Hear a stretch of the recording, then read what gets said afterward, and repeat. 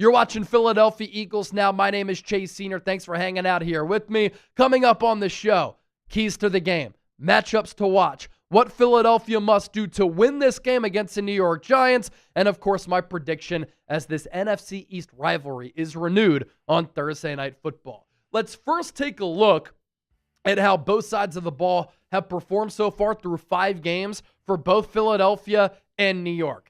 Obviously, for the Eagles offense, it has been a very up and down season, and they need to become a more consistent offense. They've lacked explosive plays. The run game hasn't gotten going. They haven't played a full 60 minutes, and the pass game has been hit and miss. They're 12th in points per game at 25 per, 30th in yards per game at 261.6, 29th in yards per play at 4.4, 23rd in third down conversion rate at 37.8%. They did not score a touchdown on their first red zone trip against the Broncos, who happen to have the number 1 red zone defense in the NFL, but Philadelphia still number 1 there with the red zone touchdown percentage at 92.3%. Defensively, I do think the numbers aren't as good as how the Eagles have played. And of course, they did give up those 18 fourth quarter points against Denver, but it's because they wore down because the offense couldn't do anything, went on a bunch of short drives, and because of that, the Eagles defense got fatigued. 16th in points per game, 20th in yards per game, 16th in yards per play, 9th on third downs. They're getting off the field, and that number has gotten better, especially with that performance against Denver. And then they're really good and sound in the red zone. Number 3 there, giving up a touchdown just 42.8% of the time. When I say that the Giants are a bad football team, this is what I mean. They are mid to bad all across the board in all 3 phases. 28th in points per game offensively, 17.4. Not going to win a lot of games like that. 19th in yards per game at 320.6. 25th in yards per play, 4.9. 30th on third downs at 32.3%. Dead last in the red zone at 31.5%. They're also horrible on the opening drive of the game and in the first quarter. That's a sign of bad coaching. Defensively, the defensive line is awesome, but the rest of the defense, not that good. 22 in points per game at 25.4. 26th in yards per game at nearly 400, 377.2. 23rd in yards per play at 5.7. 24th on third downs at 43.2%. They are solid in the red zone, top 10 there, number 9 at 57.1%. It's part of the reason why they've been able to keep some of these games close. Now let's shift gears to my keys to the game. This has to be the get-right game on the offensive side of the football for the Philadelphia Eagles. And obviously Kevin Patullo is under a lot of fire right now, rightfully so. Do some of the players have to do a better job of executing, handling their assignments? Yes. Can the Eagles avoid some pre-snap penalties? For sure. Can Saquon Barkley get in place, which wiped out a huge pass downfield from Jalen Hurts to Devontae Smith? For sure. And I'd put that on the players as compared to the coaches, even though the coaches have to coach that up so that the team avoids it. But Kevin Patullo definitely needs to do a better job. And I was thinking about this after going back and watching the tape and the tape study that I've done all year. The biggest issues with Kevin Patullo, he lacks feel as a play caller. And what I mean by that, when you watch Vic Fangio call the defense, you know he's been doing this for a while. You know that he's been a defensive coordinator and a play caller for decades. He has a great feel for the game as a play caller. That can lead to a lot of sound in-game adjustments because you have a feel for what's going on. Vance Joseph of the Denver Broncos, been calling plays for a long time. He has a feel as a play caller. And that's why Denver is one of the top defenses in the NFL. What did the Broncos do against Philadelphia? Their defense was bad in the first half because they played man. They play man about 40% of the time. Jalen Hurts cooks man defenses. What did they do in the second half? Feel. They switched to zone, and the Eagles' offense pissed down their leg. And so it just helps you make some adjustments when you have feel as a play caller. You're able to get your unit in rhythm. And another thing with Patullo where he's struggling, he struggles to sequence plays. You might see a really good play here, and a really good play there. You might see a good quarter, a good half, a good drive, but can you sequence plays consistently?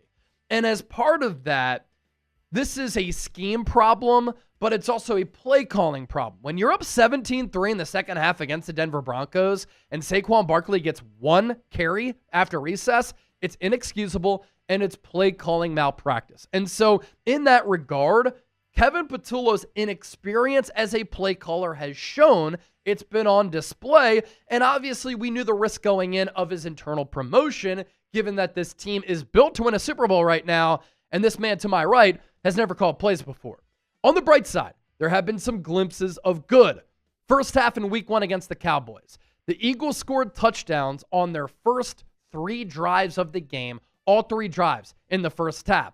Then the weather delay hit, and they were bad. So too was the Cowboys offense, which was good before the weather delay. It really halted momentum and flow for the offensive units.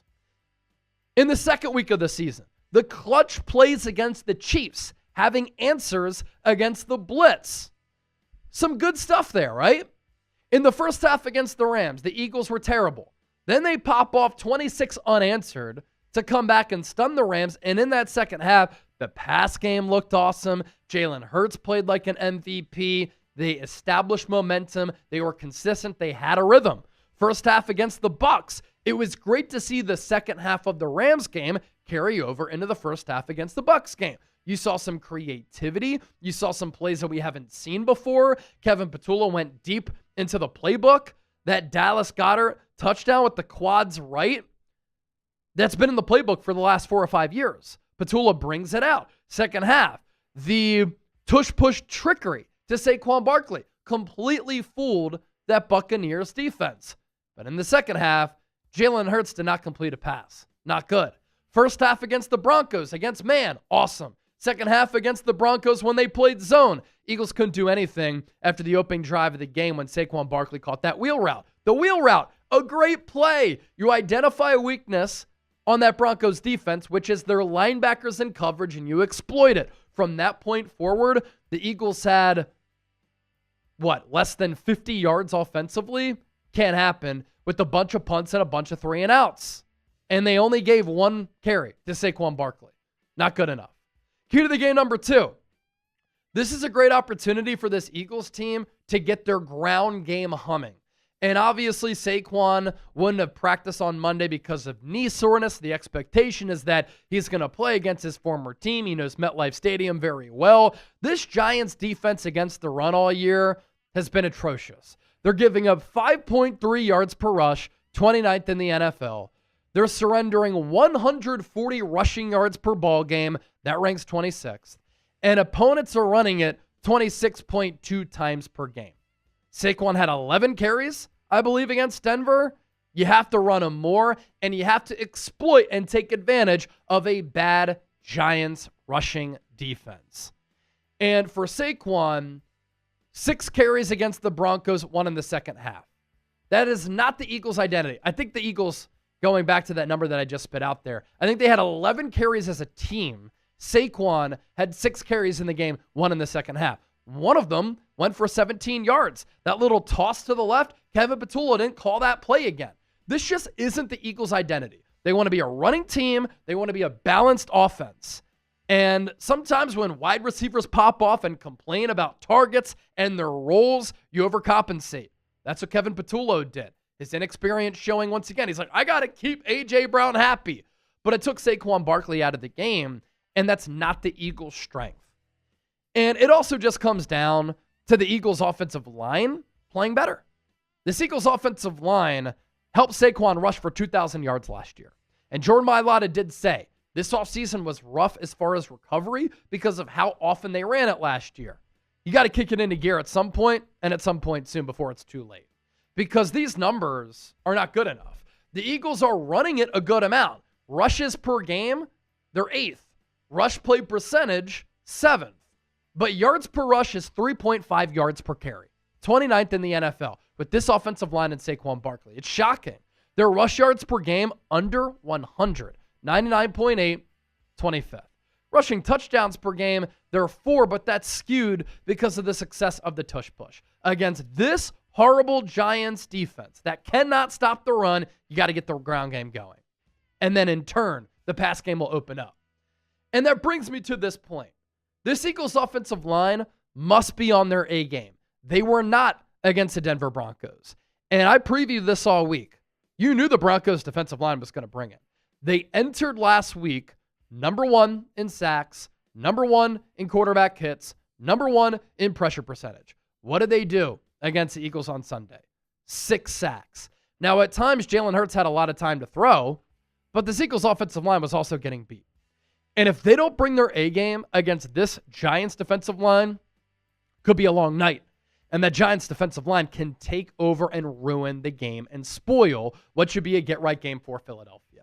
Now, Jordan Mailata has played really well. Landon Dickerson, we'll see if he plays on a short week. He might not. Turf surface could factor into that. I think he needs to rest because he's looked terrible all year. Cam Jurgens got that big deal this offseason. Not right. Maybe it's because of the offseason back surgery. Tyler Steen has been pretty good. Let's give credit where credit is due. Lane Johnson's been pretty solid, but he's also been in and out of the lineup. But if you don't play well against this Giants defensive line, you could smell upset. Kayvon Thibodeau having a really good year. Dexter Lawrence, one of the top interior defensive linemen in the game. Raheem Nunez-Roches, very good player. You have Brian Burns at the other edge spot. Abdul Carter is a freak. They could take over the game if this Eagles offensive line doesn't play well. Now, they're better as pass rushers than they are against the run, so again, keep that in mind. Key to the game number 4, the Eagles have to clean up their idiotic mistakes. They have shot themselves in the foot too often this year. And in week 5, it finally burnt them and cost them against the Broncos. Against Denver, the Eagles were 2 of 11 on third downs. We saw a bunch of pre-snap penalties. A.J. Brown stopped running on a matchup that the Eagles worked on all week. Him out of the slot against a linebacker, then against the safety in the progression. He gets rerouted a little bit, stops running, and him and Jalen Hurts not able to connect on what would have been a 60-yard dagger of a touchdown, which would have put the Eagles up 24-3. Jahan Dotson along the sideline. You got to get 2 feet down and have better sideline awareness.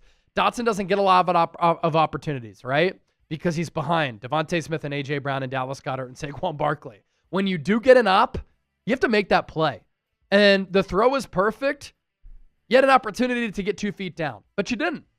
Tyler Steen, a legal man downfield on the RPO. This has been something that has really been a problem for the Eagles, and this comes down to coaching and offensive line awareness. You know you can't get downfield on an RPO. Saquon Barkley not getting set. Wipes out a huge 4th down conversion and a huge big stones, big nuts throw from Hurts, which could have changed the game, put the Eagles in field goal position, where at the very least, if they connect, they take the lead. If they score a touchdown, obviously that goes a long way in deciding the game. Instead, they had to punt it. And all the personal fouls. It's good to play with emotion, but you have to harness that.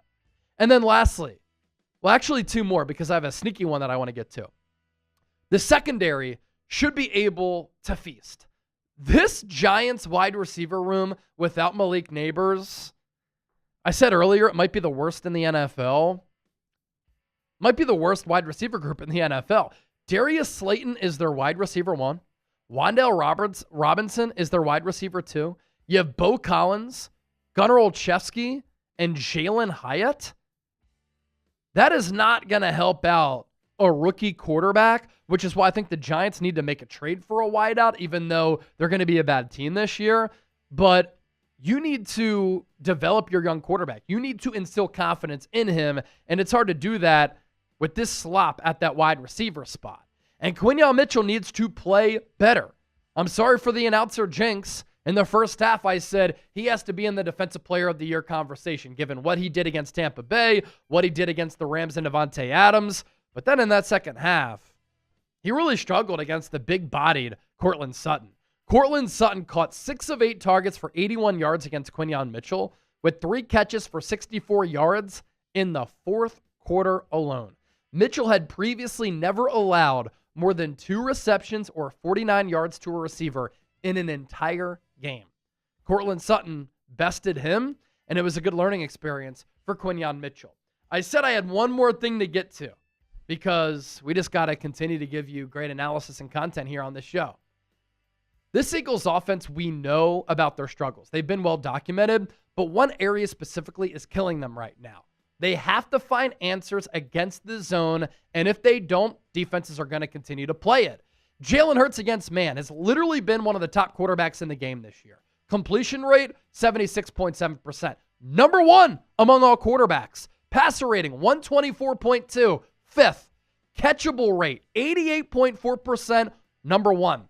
Against the zone, he has a completion rate of 63.8%, second to last among starters. His passer rating, 84.6, is number 28, and his catchable rate, 74.1%. That ranks 26th. Talented players can beat man. Scheme can beat zone.